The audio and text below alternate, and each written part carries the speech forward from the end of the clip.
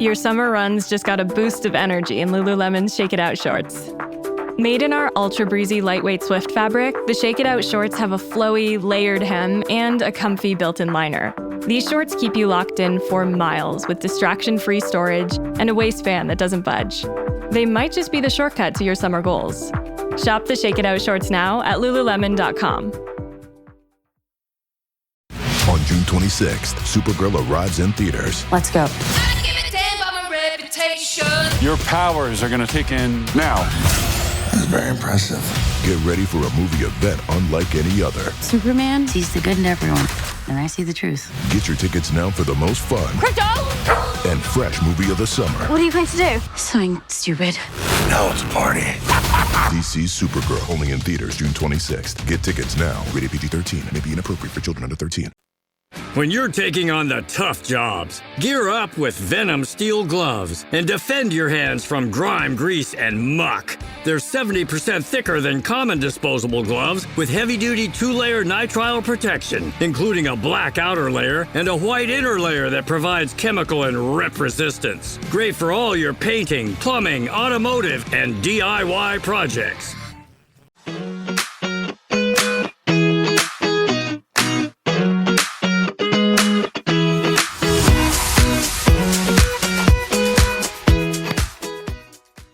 Welcome back to DOCUFILES. I'm Paige. And I'm Natalie. For next week, we are finally going to release our episode on the death and life of Lamar Odom, which is part of Netflix's Untold series.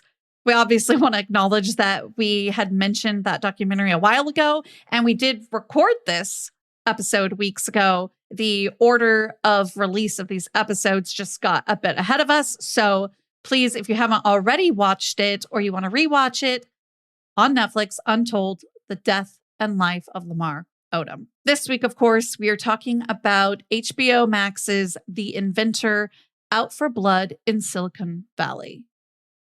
This is Elizabeth Holmes' story. However, it was released in 2019. So, of course, it was not caught up to where this whole case is today. So we are probably going to end up talking maybe a little bit about, where Elizabeth is now, because it's been almost 7 years, or it has been 7 years. But wow, is she a doozy, man.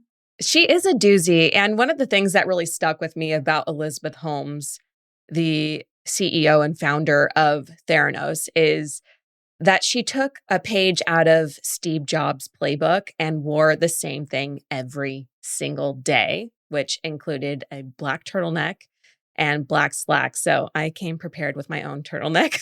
I didn't know if you noticed. I think you look fantastic. I should have worn black turtleneck. I've worn it maybe once or twice while recording, so we definitely have clips of me in it, which I feel like my double chin is out in full display in a turtleneck. So more power to Elizabeth Holmes for wearing a black turtleneck, basically. And she would wear a blazer, like Natalie said, some form of like black or black with pinstripe slacks.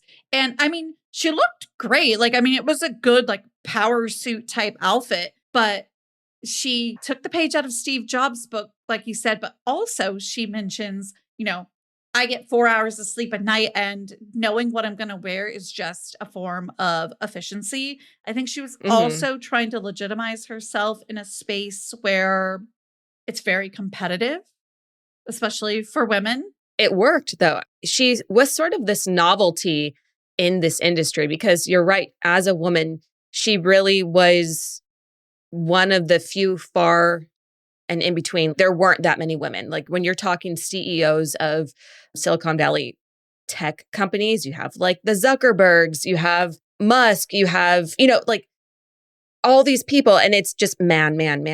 So like when Elizabeth Holmes comes onto the scene, she really does need to make sure that she is taken seriously. And a lot of people are drawn to her because she somehow makes them believe in what she's selling, even if what she's selling doesn't exist. She was super young too. We cannot forget that she left Stanford at a very young age and ended up taking a mentor from there with her.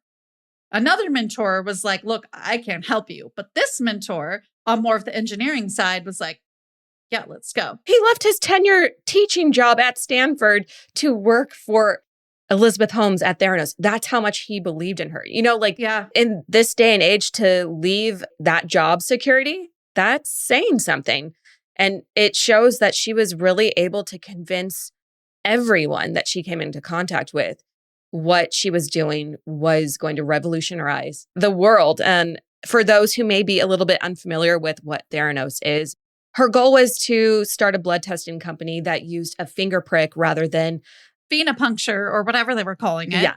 Yeah. Thank you. I knew you would know exactly the word. Traditional blood draw, so to speak. And I mean, she was successful in raising funds. The company ended up being worth roughly $9 billion at one point.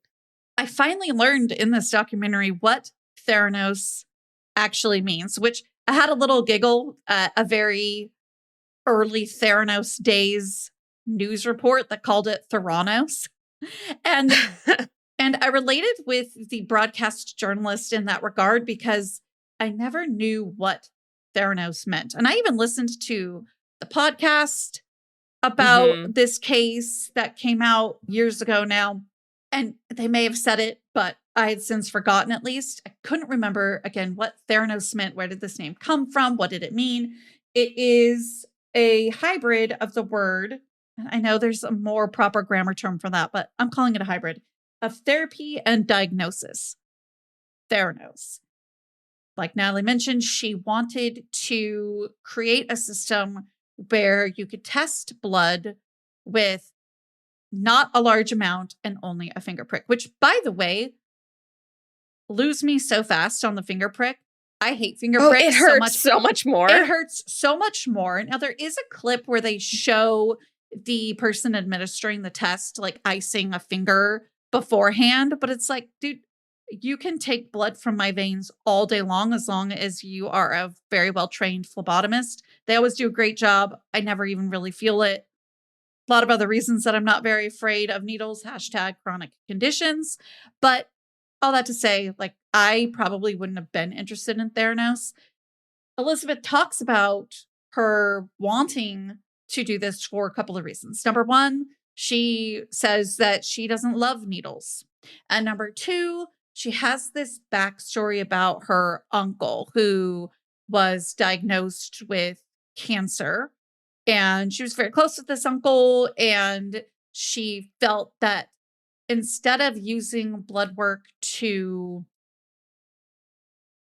treat and monitor, so to speak, a condition or disease, they're thinking about it as more so what we'd call today like an early detection and to be able to pinpoint. Think of it like a colonoscopy. You don't have the cancer yet, but you're going in preventatively to get rid of any polyps that could very easily become cancer in the future had you not had that colonoscopy. So this is her idea, but using blood work, which honestly I think is a beautiful idea. I do think we need more options like that in healthcare. We need more prevention. Unfortunately, healthcare is not necessarily built like that here in the US, and Elizabeth saw that. So again, I think intentions could have been good, to the point, Natalie, where my husband asked me after the documentary, we're brushing our teeth, getting ready to go to bed, and he's like, do you think she really believed she was doing something good? Which, spoiler alert, since most of us listening right now have watched the documentary or know this case, I was like, it's hard to say. I at least think the intentions of starting it were pure. I mean, obviously she wanted to make money, and she did, but if she could make money while helping people, that was a win-win to her, perhaps. I don't know her. I don't know what she's like outside of these interviews where, I'm sorry, but I think she's masking. She puts on this deep voice that is not hers. Can we talk about the voice? Yeah, okay, let's talk about the voice. I was hoping that we would bring that up because while it is interesting, to discuss this facade. Yeah, it's so odd. Like, there are clips of her from before she started her company where she's just talking normally. And I feel like she would have still been able to be taken seriously with her normal voice if she had used her normal affect. But for whatever reason, she felt that she had to deepen it and talk in almost like a Muppet-like voice, because it's not just deep, but it's like, I wear black turtlenecks and my name is Elizabeth Holmes and I don't blink. It was just so much. She made herself a caricature. That's what happened. And I wonder how intentional that was versus who gave her that advice, because I could see it going either way. I don't know if anyone gave her advice that she would take it. And we do see one of the people interviewed in the documentary, the professor at Stanford that said that she wouldn't be able to mentor Elizabeth, did say she gave her advice and she realized their working relationship wouldn't work out because Elizabeth would not listen. Elizabeth knew what she wanted to do and she did what Elizabeth wanted to do. She didn't listen to outside people. And that's what makes this whole thing so wild, like such a wild ride. Well, I don't know if you or anybody listening caught it, but there was a quick clip in this documentary where she's talking about some of these Silicon Valley bros and Mark Zuckerberg is mentioned. And you can tell that she's looking at them as a successful blueprint. I mean, he's also a fellow dropout Ivy League. I know Stanford's not technically Ivy League, but it's ranked as high, right? It's a West Coast Ivy, if you will. I was going to say it's a West Coast. It's like a West Coast Ivy, so to speak. And it's ranked number 4 by US News, which is higher than some of the Ivies. So it's definitely a very prestigious institution, much like Harvard was that Zuckerberg left. So all that to say, I think if the right powerful dude told her or gave her some advice, she would take it more than that particular professor. I think that particular professor was giving her a lot of pushback and challenging her, where as these people that I'm wondering if they gave her that advice to start pushing her advice, or at least somehow motivated that idea in her mind, because I just feel like anybody who was trying to make this money with her, these investors, these powerful men. I mean, she had the Secretary of State, George Shultz, on her side, for crying out loud. She was getting in some really big rooms pretty quickly. Oh, yeah. I mean, she had billionaire investors, military leaders, like you said, the former Secretary of State. She was in the room with multiple different presidents of the United States at different times. She really was regarded as a revolutionary. Yeah. And they all wanted to make money with her. And that's why I think she'd be more likely to take their advice over this instructor that was giving her this pushback. I mean, this instructor was really saying, like, you're not going to be able to do this. You're not going to be able to do what it is you want to do. And this is from a science background. And that's what's very important here. All the engineering side was like, yay, yay, yay. This is cool. This is great. Let's innovate. Let's do this. Whereas the medical side's going, this can't work. I'm not on board. And she ended up not really being interested in what they had to say. And I get it. To be a revolutionary, you do have to go against the odds, right? You kind of do have to say, I can't listen to that because I want to make this work. And she knew that. That's why she named her device the Edison after Thomas Edison, whose most famous perspective on failure is his quote, I have not failed. I've just found 10,000 ways that won't work. And her idea was that she was going to try and try and try and obviously have failures, but on that 10,001st try that she would figure it out. And that's why when people say, oh, do you think, or when they question, oh, do you think that she intentionally misled people? I don't know. I feel like she was idealistic and believed that she would eventually be able to support the lies that she had told. And I think what's complicated in this case is that those lies caught up to Elizabeth, meaning she started out thinking she could do one thing, and then she had to feign that she was doing it. And for this reason, I think she would have been better off just listening to the medical side of it and figured out a way to revolutionize the way that, blood was drawn in a different capacity that actually worked, even if it wasn't going to be this quick finger prick and barely needing a drop of blood. Because what happened as these lies caught up, she had to pretend that they were running all of these tests on the Edison, again, the first Theranos machine, when in reality, they were not. It ended up being like 10% of the tests and like 90% were run on a different machine. And at that, The standard machines that most blood draws would use. that's right. And too. People are paying money to have these blood draws done, and they're going to and expecting to get a quick finger prick, especially with like small children that they want. Because the idea was also that you could just order this. If you want your blood drawn, you could order this. We'll do the order. Look, if there is one thing about me, it's that I hate waiting. Hold music, triggering. If it was a person, they would definitely be blocked. Earnin, on the other hand, would not be blocked. Earnin is an app, not a bank, that allows you to get up to $150 a day, up to $1,000 between paychecks. Tips are optional, and standard transfers take just 1 to 2 business days with no mandatory fees. Expedited transfers start at $3.99 and cap at $5.99. 5 million people are already using Earnin. Time just feels different when you're not waiting around to make moves. Getting paid twice doesn't make money scarce. It just feels that way. And with Earnin, it doesn't have to be like that. If you think about it, it is kind of odd that we have to wait to get the money that we've already earned, even though we live in a world where everything is instant access now. I don't know. Now that I've thought about it, I cannot unthink it. Download Earnin on the App Store or Google Play. It's spelled like earning money without the G. Type in The Murder Diaries under podcast when you sign up. It will really help our show. Earnin is a financial technology company, not a bank. Access limits are based on your earnings and risk factors. Standard cash outs take 1 to 2 business days with no mandatory fees. Expedited transfers available for a fee. Tips are voluntary and don't affect the service. Available in select states. Terms and restrictions apply. Visit earnin.com for full details.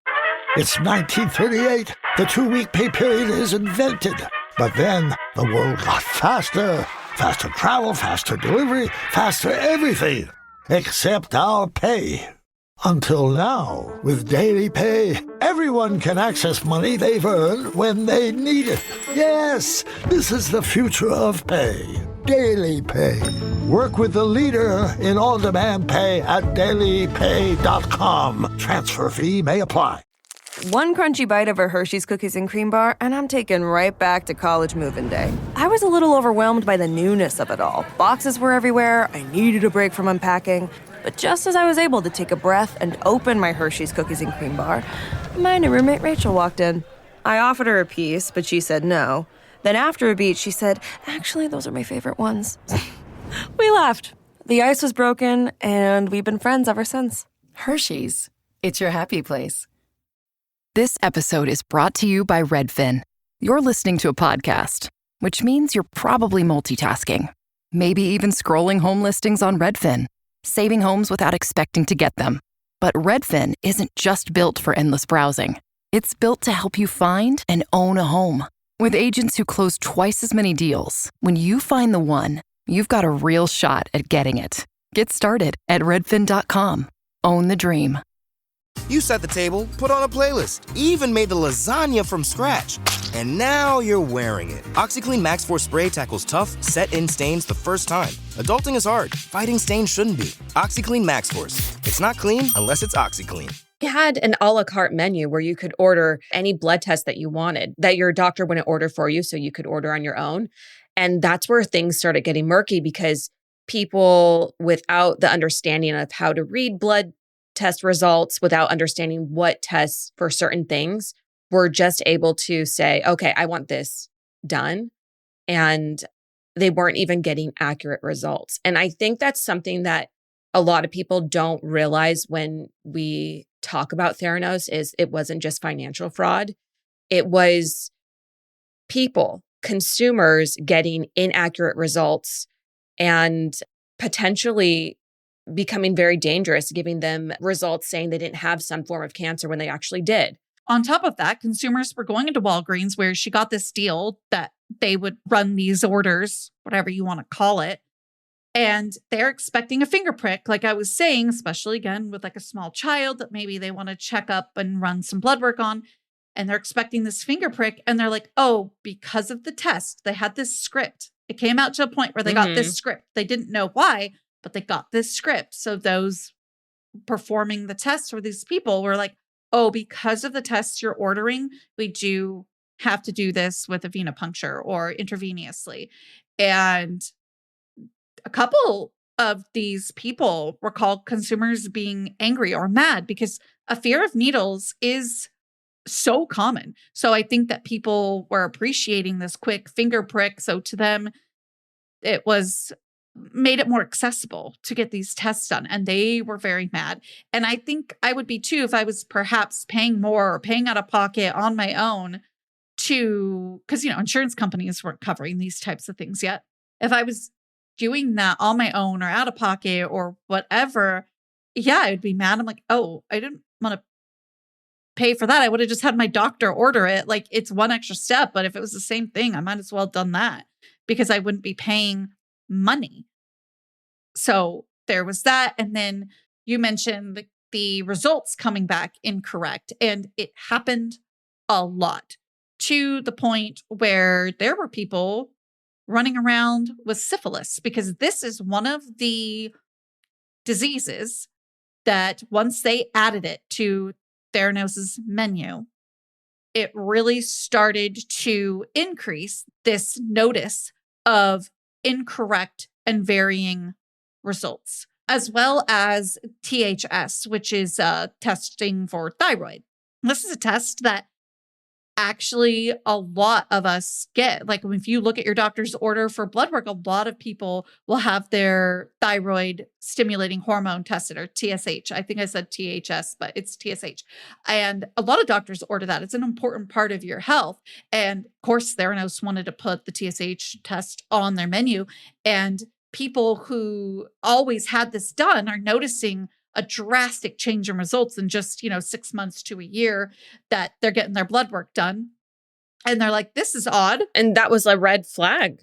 That was the red flag. And luckily they were able to catch those differences and speak to doctors and healthcare about them. When it came to syphilis, this was probably a problem that we don't even really know or have tracked necessarily of all the people who had a false negative. And we finally get the people working at Theranos getting more and more exhausted of this because they're running more and more and more tests on the traditional machine. And I don't even think that with the training, this was being done properly, like we've been mentioning with all the incorrect results and all of that. And we finally get to a point of some whistleblowing happening. We have a journalist wanting to talk to Tyler Schultz, who is former Secretary of State George Schultz's grandson, who had been kind of interning and working there. And then we also have another individual who worked in the lab that wrote a letter to the agency who is supposed to monitor this. This machine, the Edison, was not FDA approved. So they had a different governing body that was still supposed to be checking these things and making sure that what happened didn't happen. And once that is whistleblown, they banned the finger prick because there was a surprise visit after that whistleblower letter. Her name was Erica Chung. She was just finally sick of it. She felt like the integrity of her work was out of her control. And I don't blame her for seeking legal advice of what can I do? And they're like, well, you can whistleblow. And she's like, how do I do that? And what do I do? Tell me my next steps. And then, of course, again, you have Tyler, who's working with a journalist. So we have two sides here. And it's important to note that these people who were whistleblowing weren't angry investors or other CEOs that were rivaling her business. These were young employees who didn't feel right and couldn't live with what they were seeing happening behind the scenes at Theranos. And so they spoke up and they were retaliated against heavily. I believe Tyler says that thankfully he had his parents who were able to support him in his legal battles, but they spent upwards of $400,000 to $500,000 in legal fees just to have his name cleared. And it went so far And it went so far as they were considering selling their home in order to afford the rest of the legal fees. They paid all of that money just for the case to die out. That was just what it cost to get to where it was at the time that the whistleblower letter came out, because that is when this case sort of dropped off. And don't necessarily know why, but obviously the legal team for Theranos was more focused on the whistleblower letter and the blowback from all of that, as opposed to what Tyler Schultz had going on and fighting him. They were way more focused on this whistleblower event. And I believe it's because of the Wall Street Journal article that was published. It had garnered so much attention on what was happening with Theranos' technology and what wasn't happening with their technology, that they had to direct their energy and their money towards combating this article rather than going after the individual whistleblowers. Exactly. And that's when we started seeing Elizabeth doing interviews and fighting back, denying the allegations that were made in the article, which I don't know about you. I feel like it just made her look worse than if she would have taken accountability and said, you know, some of the things they have said are true. We're working to correct them. But instead, she doubled down. Yeah, it had finally all caught up. She now, as opposed to the lies that originally kind of caught up to her, because as she was trying to do what she wanted to do, she couldn't quite do it. Now she's out there completely lying on purpose, saving face, and like you mentioned, doubling down for all the obvious reasons. And what was probably even more shocking to me is that a lot of these prominent board members stood by Elizabeth despite the blowback that she received from this Wall Street Journal article, from these interviews that she was giving where she was doubling down. They stuck by her for a lot longer than I would have expected. Apparently she had some kind of charm, because Tyler also recalls feeling a bit disgruntled, confused, worried about the integrity of the work that he was doing based on what they had going on. You know, all of the incorrect results coming back, not actually using Theranos' Edison machine the majority of the time or really much at all. And he was feeling disgruntled, but then he'd like have a meeting with Elizabeth and he'd be chatting with her in her office, and he would leave feeling like, okay, yeah, like, no, we are doing this and we are going to be able to get this done. So honestly, it makes me wonder, how did we get those grades that got us into Stanford in the first place? Like, you know what I mean? Like, were we charming teachers who then thought that we were more capable of this than we really were? You know what I mean? And we were getting these good grades that then got us into Stanford. I'm not saying she didn't have to work hard, but you know what I mean? Like, was there a subjective piece to what got her there? I wouldn't be surprised. She obviously was very charismatic, unrelenting in her pursuit of what she believed in, even if it was impossible. And she also had the familial connections, which is sort of addressed in the documentary. They talk about how in the documentary how her great grandfather's name is on a medical building, and her great uncle was this very well-known businessman. And on top of that, when I was looking into her a little bit more, I learned that she used her trust fund that was, given to her by her parents as the startup capital for Theranos. And so she had connections, she had money, she had this charismatic personality. All of that combined made this person someone that was hard to say no to, someone that was able to lie straight to your face and make you believe it. She knows how to be interesting. Whether or not you feel pity for the way that she did it, lowering her voice, and you don't like the way the black turtleneck looked, like, she knows how to be somebody where you look at her and you go, what is going on with that person?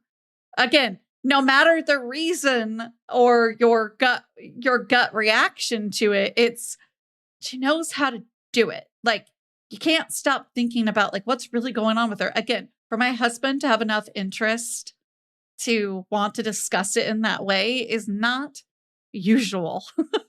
And he wanted to know what I thought about how her brain had been working. And I think something else to point out about Elizabeth is she wasn't fooling people because they were dumb, because she was in rooms with probably some of the most powerful and smart individuals in the world.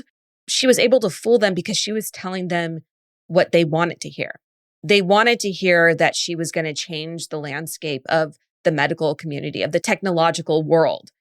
And it was exciting. And people wanted to be, in at the ground floor when this company was going to be making a lot of money. And it looked like it was going to happen for a minute. And then it all fell apart. She lost everything. I mean, this company was valued at, in the billions, and it plummeted. She lost everything. I mean, rightfully so. The company wasn't a company doing what it said it was, and on a large scale.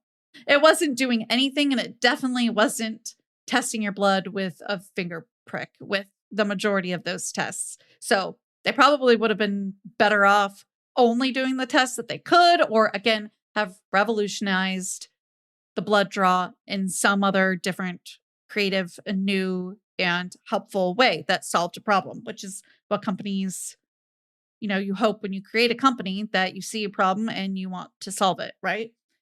But all that to say, again, her company lost everything and she was eventually arrested, as was her secret boyfriend, Sonny, which is secret, but not so secret. Yeah, secret, but not so secret. But it is a little bit of a bombshell where you go, oh, they broke up and so they were dating. It was an unusual pairing because he was significantly older than her. He was also working under her, and he really did look at her as a genius. And you could tell, at least from the people being interviewed, that he just was amazed by her. But he also was sort of this lapdog of hers, where he would go after other employees and he would be spying on employees. And so they were in cahoots in a lot of their machinations. 100%. And they both end up getting arrested. And in 2022, which this part's not in the documentary, but it feels important to mention this. So in 2022, she was finally found guilty, and she was sentenced to 11 years and some months in prison. He was found guilty and sentenced as well for 12 years and 11 months. So more than Elizabeth got. He was almost 20 years older than her, by the way, which you mentioned he was quite a bit older. And that is a lot older. He's 19 years older than her, I think. Yeah, I think exactly 19 years older than her. But she actually didn't stay single for long, because after her and Sonny broke up, she ended up dating William Evans, who goes by the name Billy.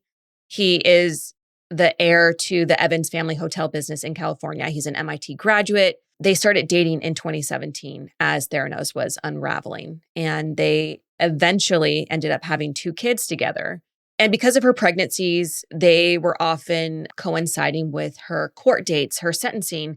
And so they were able to work it out where she gave birth to her son just weeks before her fraud trial began.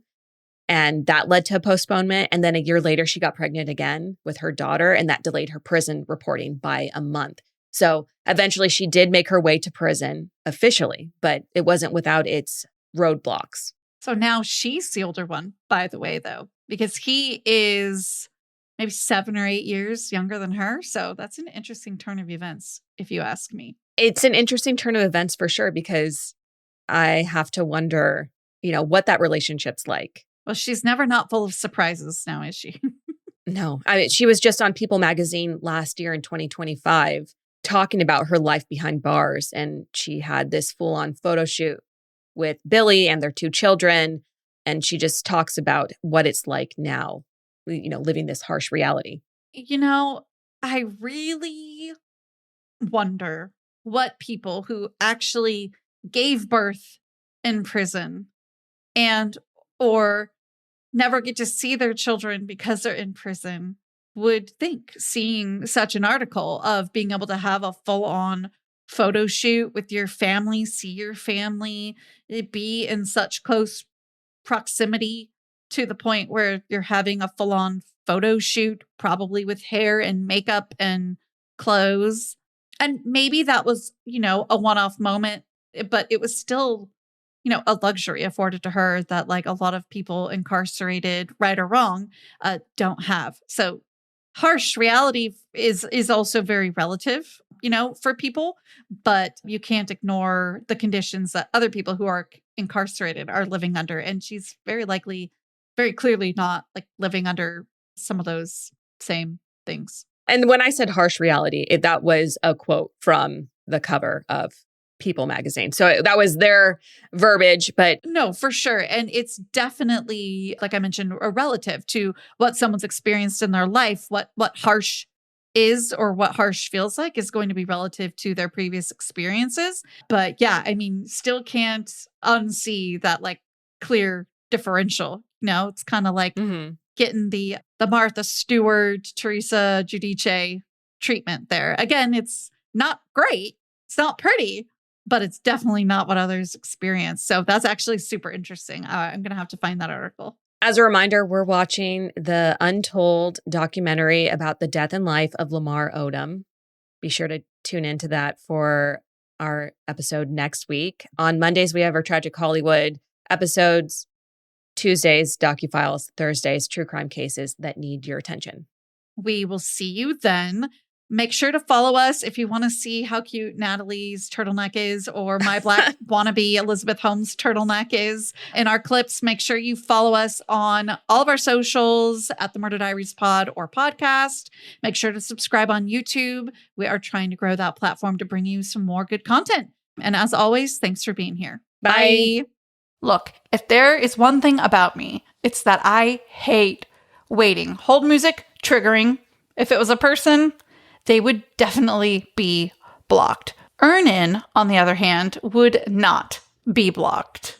Earnin is an app, not a bank, that allows you to get up to $150 a day, up to $1,000 between paychecks. Tips are optional, and standard transfers take just 1 to 2 business days with no mandatory fees. Expedited transfers start at $3.99 and cap at $5.99. 5 million people are already using Earnin. Time just feels different when you're not waiting around to make moves. Getting paid twice doesn't make money scarce. It just feels that way. And with Earnin, it doesn't have to be like that. If you think about it, it is kind of odd that we have to wait to get the money that we've already earned, even though we live in a world where everything is instant access now. I don't know. Now that I've thought about it, I cannot unthink it. Download Earnin on the App Store or Google Play. It's spelled like earning money without the G. Type in the Murder Diaries under podcast when you sign up. It will really help our show. Earnin is a financial technology company, not a bank. Access limits are based on your earnings and risk factors. Standard cash outs take 1 to 2 business days with no mandatory fees. Expedited transfers available for a fee. Tips are voluntary and don't affect the service. Available in select states. Terms and restrictions apply. Visit earnin.com for full details.